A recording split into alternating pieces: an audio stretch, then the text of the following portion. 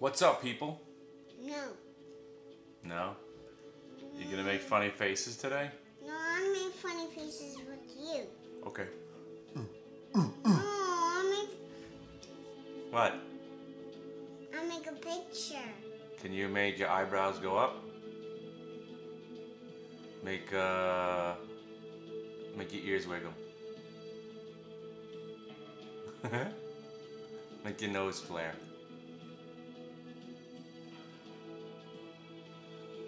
Yeah.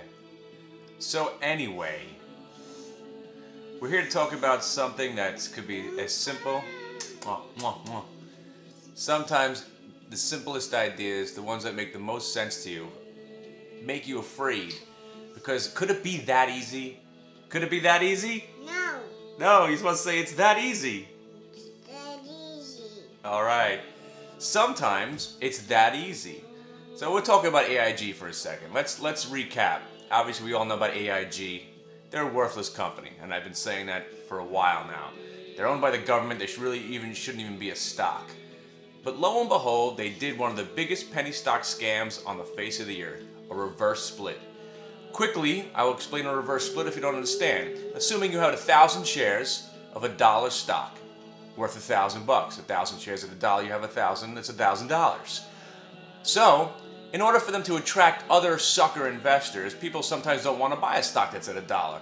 So they'll do what is called a reverse split. They'll take shares out of the float, increase the value of the stock, let's say 10 for 1. So now the stock is $10, but they've taken pretty much 90% of the stock away from you. So now you only have 100 shares at $10.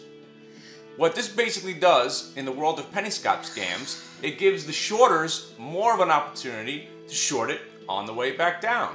And I've seen it a million times. A couple years ago, for some reason, these reverse stock splits were actually working out for the stock, because what was happening is they was taking shares out of the float, making the stock more volatile, and then the stock would get somehow readjusted and then would take off, inevitably then to crash.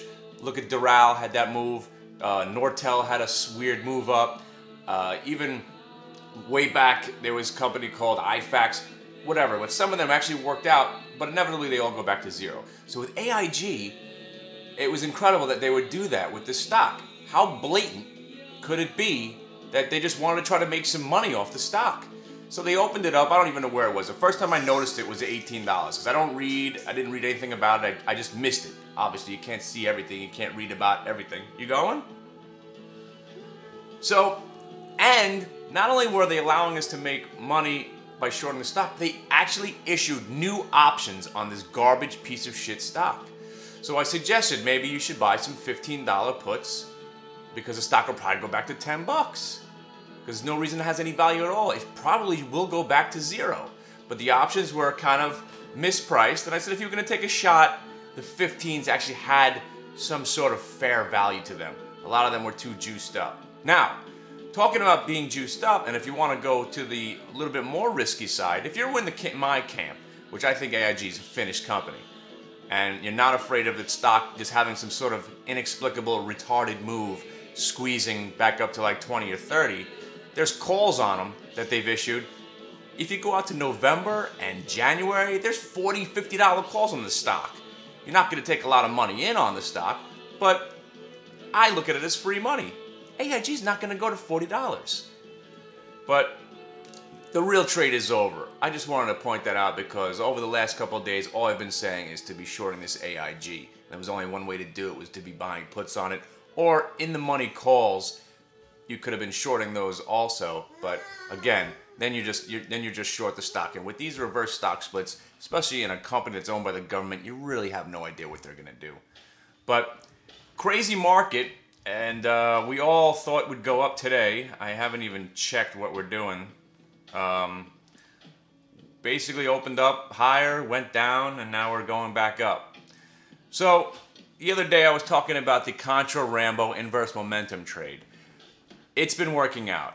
In its purest form, it is a contradictory indicator of how you're personally feeling about the stock market.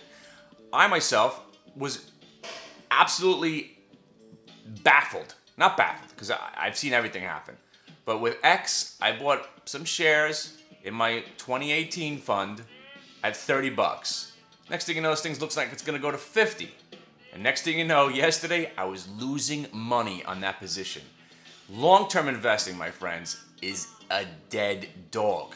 So basically, I don't even remember the date that I bought it at 30, whatever it is, maybe a couple of months. So basically, I just wasted the money I could have taken off the table if I would have sold the stock, obviously. I just wasted time. I just wasted time. I wasted time sitting in that stock. The money could have been doing something else more productively anywhere else on the face of the planet. Long-term investing, we're hoping that the stock market and the long-term investor comes back into play to rescue us, to make this market go somewhere. I think people are starting to catch on that long-term investing is dead. And what I've been suggesting is another risky play, but it's been working out each month. Frustrated that I've missed the boat off the bottom, but knowing that the market's probably not going to go too much higher, I started selling calls and puts, playing the range. And in my seminars, I'll explain to you the idea behind that. There's ways of hedging yourself in that situation. But the idea is that the market's probably going to go sideways, so you might as well sell the options to people who are betting that's going to crash or rally. And when the stock doesn't go anywhere for a given amount of time, those options expire worthless because most people who buy options lose, and you get to keep the premium. Of course, you're short and long the stock in theory at the same time, kind of a psychotic way of living your life. But you go out, give yourself some cushion on the options strategy, on the options strike prices. This will be all covered at a later date. Bottom line is AIG, come on. I mean, they shouldn't have been allowed to do that to the stock, and it's just a criminal activity, just like penny stocks. They're all criminals, and it's just a different kind of criminal depending on what echelon of the stock market you work in. I don't give a shit who you are, all right? There's some sort of criminality going on in everything you do, even if you don't want to believe it. I'm a good guy. I look out for the customer. Okay, Series 7 boy, take a step back, think about it, and then go freaking have a beverage and try to cope with the fact that you're a criminal, you're just living in denial. So the point I was trying to make before with the X and the contra-inverse momentum play, as wacky as it sounds, is that when the stock broke 30, my immediate thought was just frustration, annoyance, and I wanted to dump the stock. Next thing you know, it's going to 29.5, and I'm thinking, I can't believe this thing's going back to 27. If it goes to 27, next thing you know, it's going to go to 25. Yeah, I was looking at 2018, but do I really want to hold on to the stock? I put all those feelings aside, and instead of selling, I bought more. That's what you got to do. It's the inverse contra momentum Rambo, how you feeling psychotic trade. Because this market is out to get you. It will go to the point to make you frustrated, and your natural instinct is to say, screw this, get the hell out, but you go the opposite way. And what do you know, the stock starts to go up, next thing is to 30 and 30.5, and I think it was gapped up today, I don't know what the hell it hit. But as crazy as it sounds, that's been working out. And you can do it on a daily basis. What am I doing? I have something crawling on me. Sorry. Yeah. Or maybe it's just that I'm hallucinating again. Hey. He. Also, if you haven't seen the movie Very Bad Things, I suggest you go rent it, because that movie will put some things in perspective for you. And I watched Die Hard with my kids the other day, or parts of Die Hard. My favorite part came on, I can't get it out of my head today. When Hans Gruber is lurking around in the staircase looking for Bruce Willis, and they stumble upon each other, and Hans pretends to be an American. Bill Clay. And he's, don't hurt me! No, please! Don't hurt me, please! No, don't, you're one of them! Don't hurt me, please! Can't get that out of my head now. Don't hurt me, please! You're one of them! Bill Clay.